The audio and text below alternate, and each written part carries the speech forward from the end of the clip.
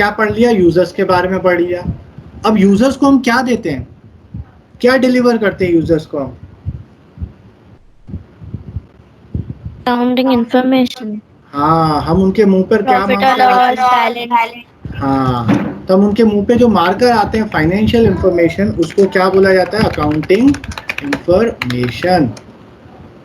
ठीक है, accounting information. तो अब अपन ये पढ़ेंगे कि अकाउंटिंग इंफॉर्मेशन होता क्या है। ठीक, अकाउंटिंग इंफॉर्मेशन के बारे में पढ़ेंगे अपन।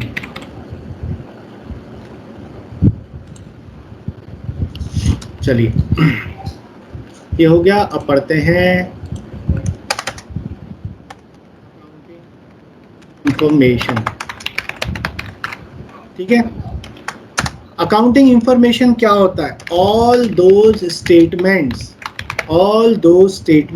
और अकाउंट्स विच शोज द, ये दोनों वर्ड याद रखेगा, financial position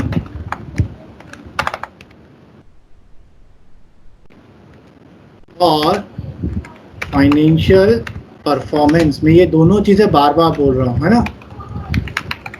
financial position and financial performance of the business.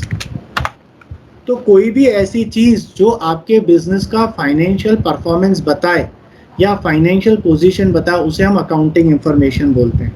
ठीक है, to know the financial performance mean, financial performance means to know the profit or loss of the business. तो performance का मतलब क्या होता है? कितना प्रॉफिट या लॉस होता है। अगर आपको ज्यादा प्रॉफिट हो रहा है, देखिए परफॉर्मेंस और पोजीशन में फर्क होता है guys. There is difference between performance and position. कैसे? मैं आपको एक एग्जांपल देता हूँ।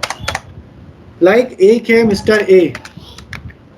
ठीक है, मिस्टर ए के पापा गरीब थे, उसके पास कोई प्रॉपर्टीज नहीं थी। प्रॉपर्टीज के नाम पर उनके पास सिर्फ 1 लाख की एक एफडी पड़ी हुई थी, फिक्स डिपॉजिट। ठीक है, प्रॉपर्टी थी। और ये क्या करा, ये एक मल्टीनेशनल कंपनी में जॉब करता है, एमएनसी में जॉब करता है। ठीक, जहां पर वो 2 लाख रुपीस पर मंथ कमाता है। ठीक है, हाँ भैया सीए बन गया था, बड़ा मजा आ गया उसको। 2 लाख रुपीस पर मंथ कमाता है। वहीं पर दूसरा है मिस्टर बी। मिस्टर बी के पापा के पास बहुत पैसा है, तो उसके पापा ने जो प्रॉपर्टीज है वो पूरे अपने बेटे के नाम पे कर दी। कितने की प्रॉपर्टी थी? 20 करोड़ रुपए की प्रॉपर्टी थी, वो पूरी अपने बेटे के नाम पे करी। बट ये साहब, भाई साहब क्या करते हैं, एक छोटी सी शॉप चलाते हैं या उनका जो भी है बिजनेस करते हैं। तो उस बिजनेस का जो प्रॉफिट होता है वो लगभग 50,000 पर मंथ होता है। क्यों? क्योंकि उसको करना तो कुछ है नहीं, बैठा रहता है दुकान पर बस, है ना? बाकी बुलेट खरीद ली है, कार खरीद ली है, संडे को बढ़िया नहा धोकर मिनी मार्केट में निकलता है, अपनी बाइक पर चक्कर लगाता रहता है इधर उधर। ठीक है, अब बताइए किसका परफॉर्मेंस अच्छा है, किसकी पोजीशन अच्छी है? पोजीशन बी की अच्छी है, परफॉर्मेंस ए की। हाँ, तो परफॉर्मेंस तो जो है ए का अच्छा है भाई, उसके बाद पोजीशन नहीं है, बट उसका परफॉर्मेंस देखो। परफॉर्मेंस मींस आप जो हर साल करते हो, ठीक है ना, जो आपको कंटिन्यूसली, जो आपकी कैपेसिटी को बताता है, वो होता है परफॉर्मेंस। और पोजीशन क्या बताता है कि वो जो आपने परफॉर्म किया उसके बाद आप किस पोजीशन पर पहुंचे। ठीक है ना, जैसे आपने देखा होगा कि ये जो शोज आते हैं, रियलिटी शो, सिंगिंग, डांसिंग, तो इसमें क्या होता है, तुम बहुत अच्छा परफॉर्म करते हो, बहुत आगे बढ़ोगे, बहुत आगे बढ़ोगे, पर आई एम सॉरी, आप आगे नहीं बढ़ पाओगे। मतलब आप जीत नहीं पाओगे, फर्स्ट पोजीशन पर नहीं आए। क्यों? क्योंकि आपको वोट्स नहीं मिले। चलो वो जो भी हो, बट क्या था, उसका परफॉर्मेंस अच्छा था, बट पोजीशन वो अटेन नहीं कर पाया। सो परफॉर्मेंस मींस बिजनेस के पॉइंट ऑफ व्यू में आप अपनी चीजों को किस तरीके से यूटिलाइज करके कितना उसमें से आउटपुट निकालते हैं, उसको बोलते हैं परफॉर्मेंस। और वो आउटपुट निकालने के बाद कितना बच गया आपके पास, उसको बोलते हैं पोजीशन। सो परफॉर्मेंस किससे पता चलता है, कितना प्रॉफिट हो रहा है या लॉस हो रहा है, ठीक है। और फाइनेंशियल पोजीशन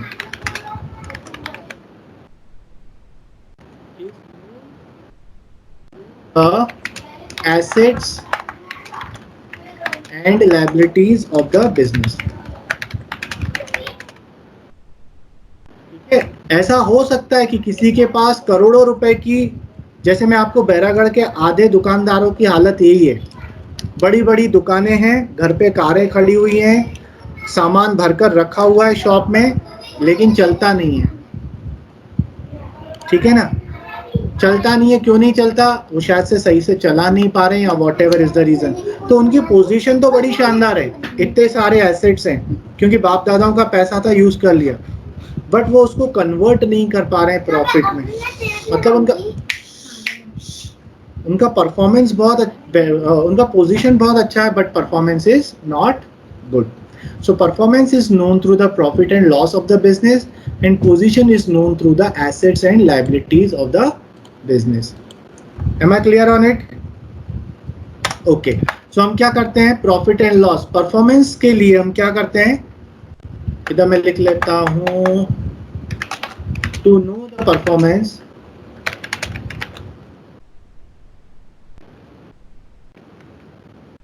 पहले ऐसे करते हैं। Financial performance means to know the profit and loss of the business. Profit or loss are of two types. कौन कौन सा प्रॉफिट रहता है, ग्रॉस प्रॉफिट और ग्रॉस लॉस,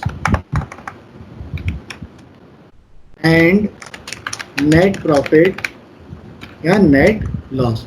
सो दो तरीके के प्रॉफिट्स फाइंड आउट होते हैं गाइज, एक ग्रॉस प्रॉफिट होता है और एक नेट प्रॉफिट होता है। ग्रॉस प्रॉफिट का मतलब क्या होता है, देखिए मैंने दुकान चालू करी, मैंने परचेज करा माल, गुड्स परचेज करे, कितने के, 2 लाख रुपीस के, इसमें से मैंने इनको मैंने सेल कर दिया, सेल कितने पे करा मैंने, 3,20,000 पर, तो मेरा प्रॉफिट हुआ 1,20,000 का। अब मैं क्या करूंगा, इसमें से और बाकी जो मेरे दुकान के एक्सपेंसेस होंगे, शॉप के मेरे ऑफिस के जो एक्सपेंसेस होंगे, जैसे सैलरीज, ठीक है, सैलरीज हो गया, एडवर्टीजमेंट हो गया, है ना, इलेक्ट्रिसिटी का बिल हो गया, पेट्रोल का एक्सपेंसेस हो गया, वगैरह वगैरह, और भी खर्चे थे, ये सब खर्चे हो गए मेरे 1 लाख रुपीस के। तो अब मेरे पास जो फाइनल प्रॉफिट बचा वो कितना बचा, 20,000। सो दो प्रॉफिट मिले, ये जो 1,20,000 है ये ग्रॉस प्रॉफिट है, और ये जो 20,000 है वो है नेट प्रॉफिट। सो हम लोग दो प्रॉफिट क्यों फाइंड आउट करते हैं, क्योंकि देखिए ये जो ग्रॉस प्रॉफिट हुआ है ना, ये आपको बता रहा है कि यार आप ना बिजनेस बहुत अच्छे से करते हो, कि आप 2 लाख का सामान 1,20,000 पे बेचते हो, भैया बहुत शानदार, आपको बिजनेस की टेक्निक्स आती हैं, आप बहुत, आपका प्रॉफिट मार्जिन बहुत हाई है, लेकिन आप आपके बाकी खर्चों पे कंट्रोल नहीं कर पा रहे हो, जो दूसरे बिजनेस के जो हेल्पिंग अदर एक्सपेंसेस होते हैं, आप उन पे कंट्रोल नहीं कर पा रहे हो, इसलिए फाइनली आपके पास जो प्रॉफिट बच रहा है वो कम है। सो क्योंकि हमको सारी चीजें जाननी है, हमें सिर्फ यही नहीं जानना कि कितना बच रहा है, आपको ये भी तो देखना है कि मैं जो काम कर रहा हूँ वो अच्छे से कर रहा हूँ कि नहीं कर रहा हूँ। तो आपको यहाँ से पता चल गया, काम तो आप अच्छे से कर रहे हो, पर आप अदर एक्सपेंसेस पे कंट्रोल नहीं कर पा रहे हो, इस पे अगर कंट्रोल कर लो तो और फायदा होगा। सो टू नो द परफॉर्मेंस हम दो तरीके के profit and loss find out करते हैं, एक ग्रॉस प्रॉफिट और एक नेट प्रॉफिट। समझ में आया?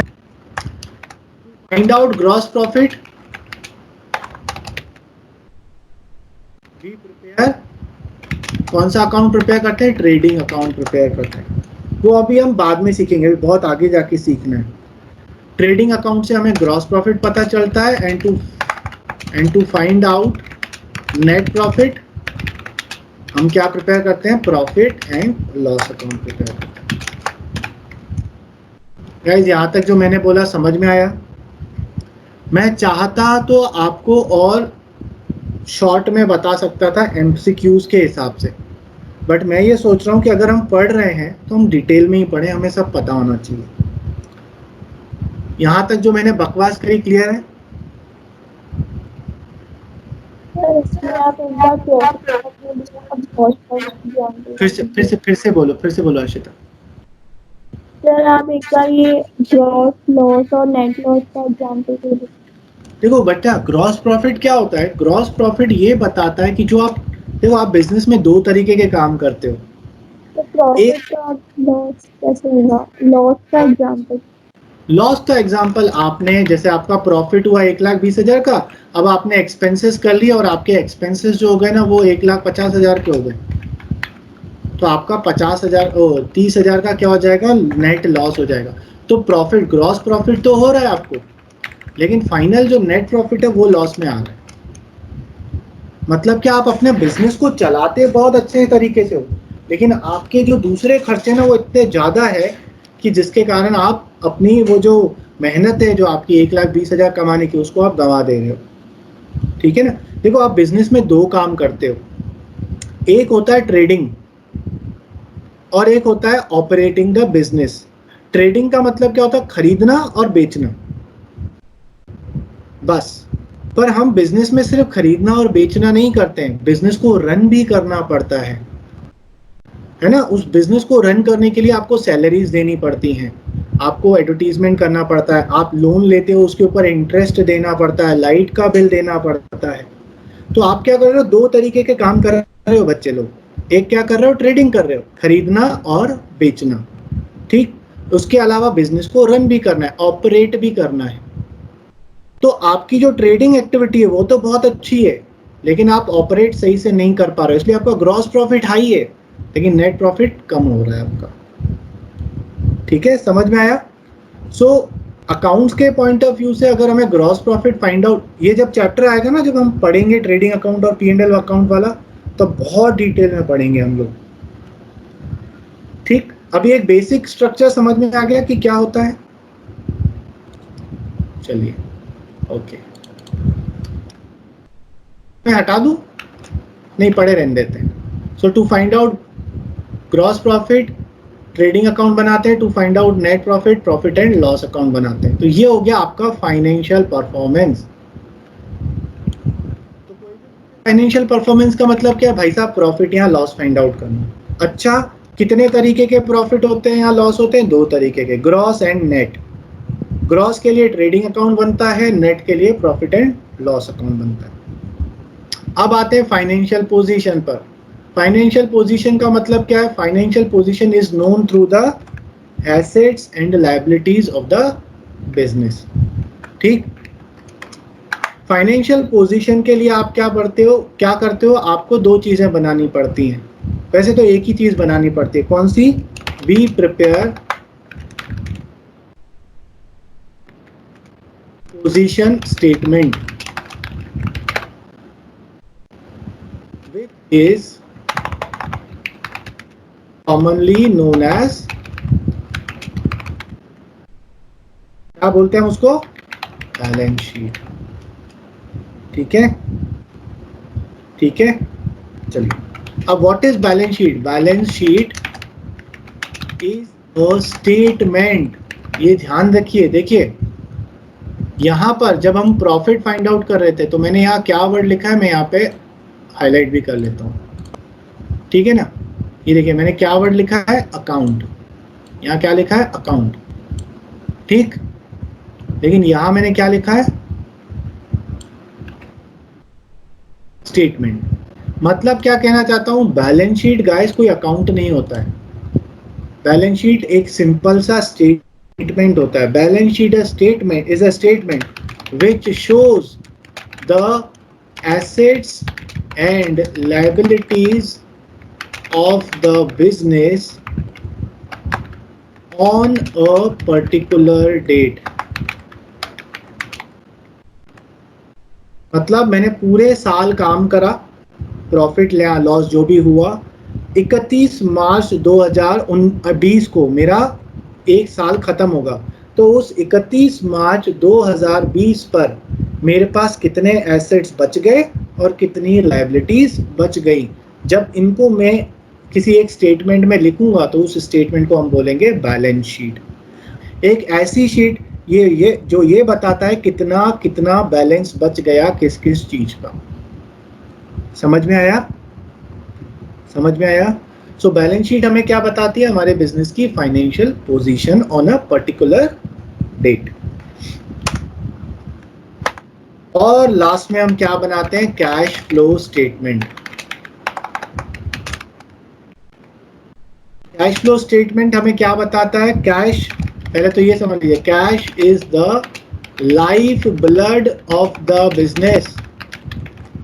जिस तरह हमारी बॉडी में ब्लड है ना, उसी तरह बिजनेस के लिए कैश है। कैश का मतलब वो हार्ड कैश नहीं, बैंक में जो पैसा पड़ा है वो भी कैश ही कहलाता है। ठीक है? सो बिना कैश के काम हो सकता है क्या बिजनेस का? नहीं हो सकता। इसलिए बोला जाता है कैश जो होता है ना, वो बिजनेस का ब्लड होता है, जिसके बिना बिजनेस प्रॉपर फंक्शन नहीं कर सकता। इसलिए हमारा कैश का पोजीशन क्या है, ये हमें पता करना जरूरी है। ठीक है? तो हो सकता है कुछ बच्चे बोले सर उसके लिए तो हम कैश बुक बनाएंगे, जैसे मैंने बाकियों लोगों को पढ़ा चुका हूं कैश बुक। पर कैश बुक आपको क्या करता है? कैश बुक आपको सिर्फ ये बताता है कितना आया, कितना गया, कितना बच गया। लेकिन कैश बुक आपको ये नहीं बता रहा कि कहां से पैसा आया, कहां को गया, ये नहीं बता रहा है। जैसे मैं आपको अगर ये बोलूं कि आपका कैश बैलेंस ₹50 लाख है, ठीक है, तो आप क्या बोलोगे? पोजीशन मतलब कैश की पोजीशन बढ़िया है कि नहीं है? है ना? बढ़िया है ना? लेकिन अगर मैं आपको ये बोलूं, सुनो भाई 50 लाख तो है, लेकिन इसमें से मैंने बैंक में से लोन लिया है कितने रुपीस का? 45 लाख का। और मैंने अपने फ्रेंड से भी लोन लिया है कितने रुपीस का? 4 लाख रुपए का। और मुझे कुछ पैसा एडवांस में मिला है, अभी कमाया नहीं है, कितना? 60,000 रुपए। अब क्या बोलोगे? बिजनेस का कैश पोजीशन अच्छा है या नहीं है? नहीं है, अच्छा क्योंकि नहीं सर है। 50 में तो 49 लाख रुपीस का लोन है, आपका थोड़ा ना है वो। और 60,000 भी एडवांस में पड़ा है, वो भी अभी आपका नहीं है। आपका बचा कितना? 40,000। हाथी के दांत दिखाने के कुछ और, खाने के कुछ और। ठीक है?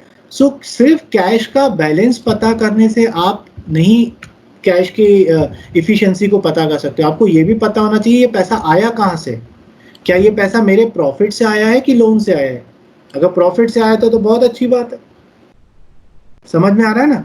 तो ये जानने के लिए कि कैश कहाँ से आ रहा है और कहाँ से जा रहा, कहाँ को जा रहा है, इसके लिए हम बनाते हैं cash flow statement. So cash flow के लिए हमने क्या बोला? Cash is the life blood of the business. Cash flow statement shows in detail the sources of inflow and application मतलब outflow of the cash। समझ में आया? ठीक है? तो हमारे 11th में कैश फ्लो स्टेटमेंट नहीं है, 12th में सीखेंगे हम कैश फ्लो स्टेटमेंट बनाना। पर ये बैलेंस शीट और ट्रेडिंग P&L हमें 11th में ही सीखने हैं। मेरे सबसे फेवरेट चैप्टर्स में से एक चैप्टर। ठीक है? सो अकाउंटिंग इंफॉर्मेशन क्या होती है? अकाउंटिंग इंफॉर्मेशन अगर कोई पूछे, to know the financial position and financial performance. Financial performance क्या होता है? प्रॉफिट या लॉस। कितने तरीके के प्रॉफिट या लॉस होते हैं? 2 तरीके के, ग्रॉस और नेट। ग्रॉस ट्रेडिंग से पता चलेगा, नेट P&L से पता चलेगा। फाइनेंशियल पोजीशन क्या होता है? Assets and liabilities. कहां से पता चलेगा? Balance sheet. Cash flow statement क्या होता है? जो हमें inflow and outflow of cash बताता है। ठीक है? ये सारी चीजें, तो 3 चीजें आई आपकी अकाउंटिंग इंफॉर्मेशन में। क्या क्या आया? Performance, position and cash flow statement. और इन सब को मिलाकर गाइस, ये cash flow statement, financial position and financial performance, इन सब को मिलाकर एक नाम बोला जाता है फाइनेंशियल स्टेटमेंट्स। ये मैं आपको क्यों बता रहा हूं? क्योंकि एमसीक्यूज में क्वेश्चन है फाइनेंशियल स्टेटमेंट्स। तो फाइनेंशियल स्टेटमेंट्स में क्या क्या आ जाता है? फाइनेंशियल स्टेटमेंट में आपका आ जाता है trading account, profit and loss account, sorry profit and loss account, और क्या आ जाता है? बैलेंस शीट, और क्या आ जाता है? Cash flow statement. ठीक है, अब आपको क्वेश्चन एक बुक में कैसा दिया हुआ है? क्वेश्चन दिया है what is the end result of the accounting process. तो आप क्या आंसर लिखोगे?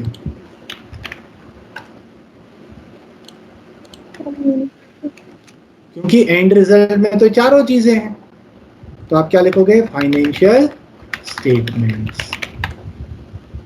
समझ में आया? So what is the end result of accounting process? Financial statement. सबको क्लियर है? मेरी बातें सुन सुनकर बेहोश तो नहीं हुआ ना? नहीं सर। मुझे पता है थ्योरी थोड़ा हमें बोर करता है, बट मैं कोशिश कर रहा हूं कि मैं आपको बोर ना होने दूं। ठीक है,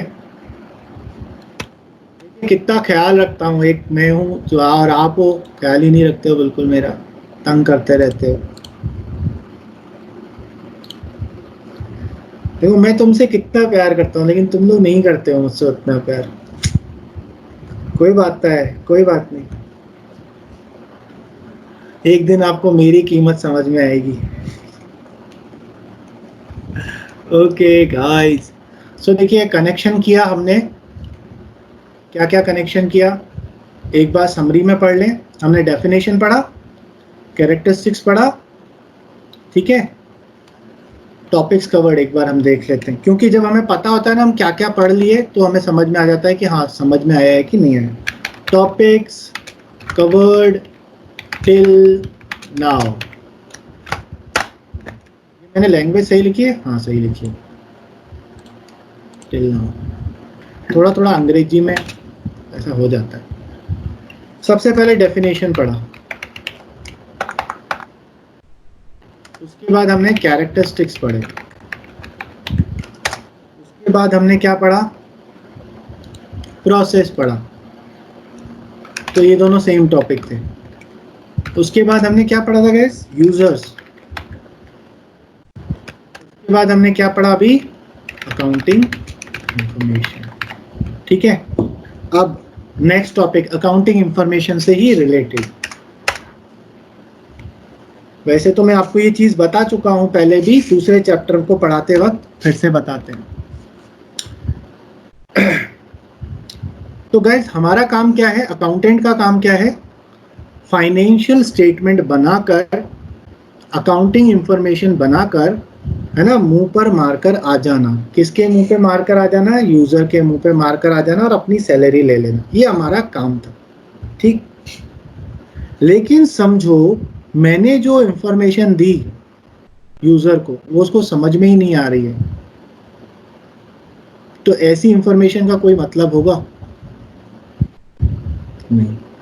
मुझे यूजर बोल रहा है कि मुझे अपना फाइनेंशियल स्टेटमेंट दो, अपना फाइनेंशियल पोजीशन बताओ, मतलब बैलेंस शीट बताओ, लेकिन मैं उसे देखकर आ गया profit and loss account, performance. क्या वो इंफॉर्मेशन उसके काम की होगी? नहीं होगी। उसने मुझे बोला कि इस साल की फाइनेंशियल पोजीशन बताओ, मैंने उसको पिछले 2 साल के अकाउंट्स उठा के दे दिए, इस साल का दिया ही नहीं, क्या वो उसके काम की होगी? नहीं। तो अभी तो हम उसके मुंह पर मार कर आ रहे थे, अगली बार वो हमारे कहीं और लात मारेगा, है ना। सो मैं क्या कहना चाहता हूं यहां पर कि जो आप अकाउंटिंग इंफॉर्मेशन प्रिपेयर करते हो, उस अकाउंटिंग इंफॉर्मेशन में कुछ क्वालिटीज होनी चाहिए, तभी वो यूजर के काम आएंगी। ठीक है, तो हमारा टॉपिक क्या है? Qualities of accounting information.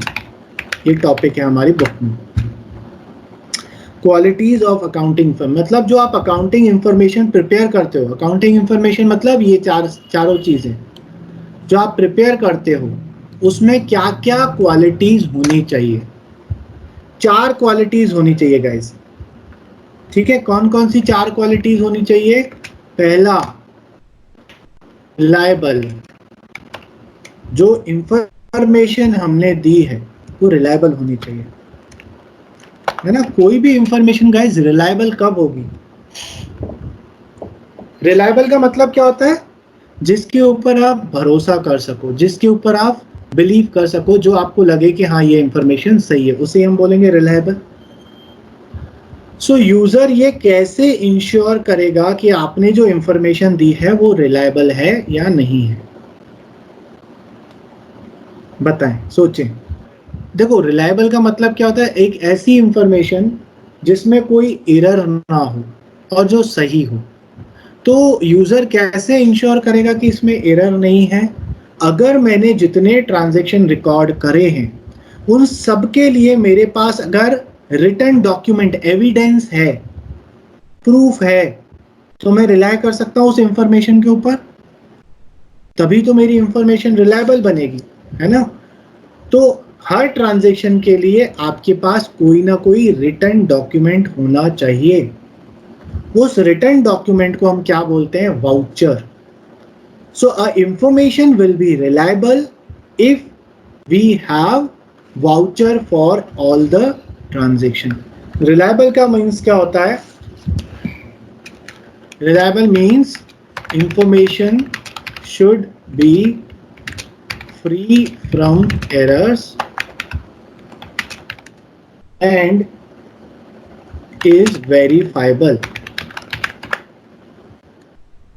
Every transactions should be supported by a written evidence which is known as voucher.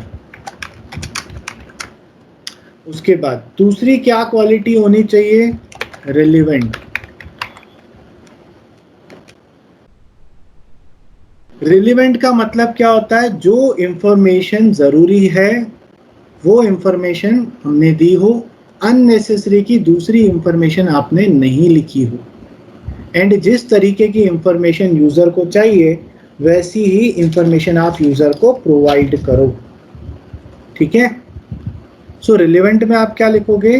Information must be relevant to the decision making requirements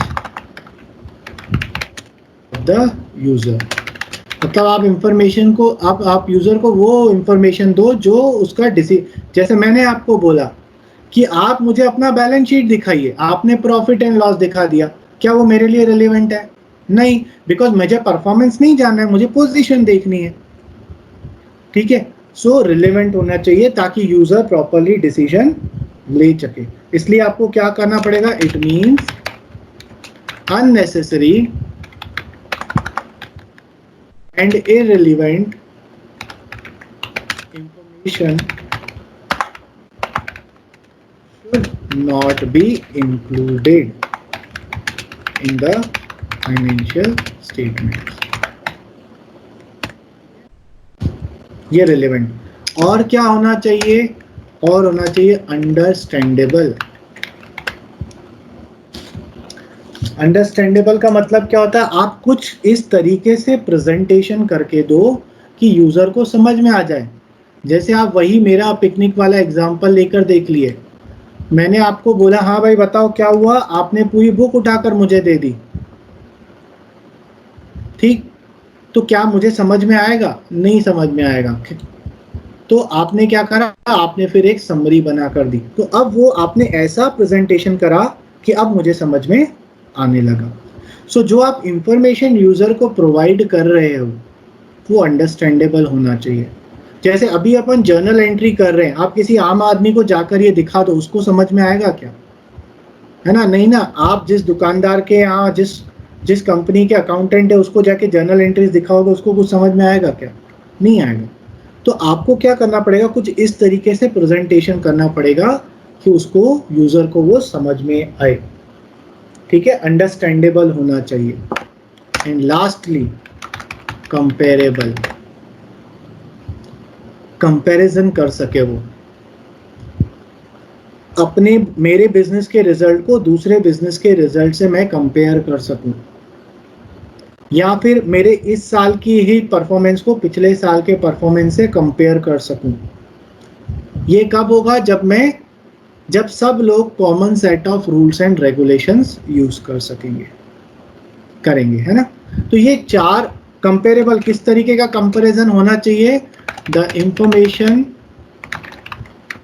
should be comparable, किस तरीके का? Inter firm comparison,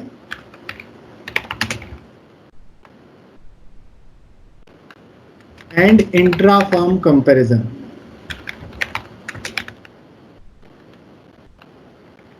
intra firm का मतलब क्या होता है? Firm के अंदर ही, अब same business 1 year with current year to previous year comparison हो सके। और इंटर फर्म मतलब क्या होता है? Comparison of one business with other business. मतलब टाटा के परफॉर्मेंस को रिलायंस से कंपेयर किया जा सके, इंटर फर्म। टाटा के ही 2019 के रिजल्ट को 2018 के रिजल्ट से कंपेयर कर सके, इंट्रा फर्म। दोनों तरीके का कंपैरिजन हो सके। सो आपकी इंफॉर्मेशन जो आप दे रहे हो उसमें 4 क्वालिटीज होनी चाहिए। It should be reliable, it should be relevant, it should be understandable, and it should be comparable. ठीक है, ठीक है। नाउ इस चैप्टर में रह क्या गया जो हम नेक्स्ट क्लास में कंप्लीट करेंगे? Topics remained. कौन सा रह गया? पहला, objectives and advantages of accounting. अब वैसे तो ये 2 अलग अलग टॉपिक हैं, मैंने इनको एक ही टॉपिक ले लिया। क्यों? क्योंकि जो ऑब्जेक्टिव है अकाउंटिंग करने का, वही उसका एडवांटेज भी होगा। सेम पॉइंट्स लिख सकते हैं, ठीक है। जैसे हम ऑब्जेक्टिव में लिखेंगे, ऑब्जेक्टिव का मतलब क्या होता है? आप अकाउंटिंग क्यों करते हो? तो हम बोलेंगे अकाउंटिंग हम इसलिए करते हैं ताकि profit and loss found out कर सकें। अकाउंटिंग का एडवांटेज क्या होता है? वो आपके बिजनेस का प्रॉफिट या लॉस फाइंड आउट करके देता है। तो जो ऑब्जेक्टिव होंगे उसका ही थोड़ा लैंग्वेज चेंज करके हम एडवांटेजेस बना देंगे। तो हम नेक्स्ट क्लास में पढ़ेंगे। दूसरा टॉपिक क्या रह गया? लिमिटेशंस ऑफ अकाउंटिंग, डीमेरिट्स, ठीक है। और तीसरा टॉपिक क्या रह गया अपना? Branches of accounting. Branches of accounting में से भी क्वेश्चन बनता है, लिमिटेशंस में से भी बनता है, एडवांटेजेस में से भी बनता है। जो मैंने एमसीक्यूज भेजे हैं गाइस वो पढ़ लीजिएगा, ठीक है। और एक छोटा सा टॉपिक है, वो है सिस्टम ऑफ अकाउंटिंग। ये 4 टॉपिक हमारे रह गए, जिसमें से ये दोनों टॉपिक छोटे हैं, इन दोनों को डिटेल में पढ़ना है। चलो फिर।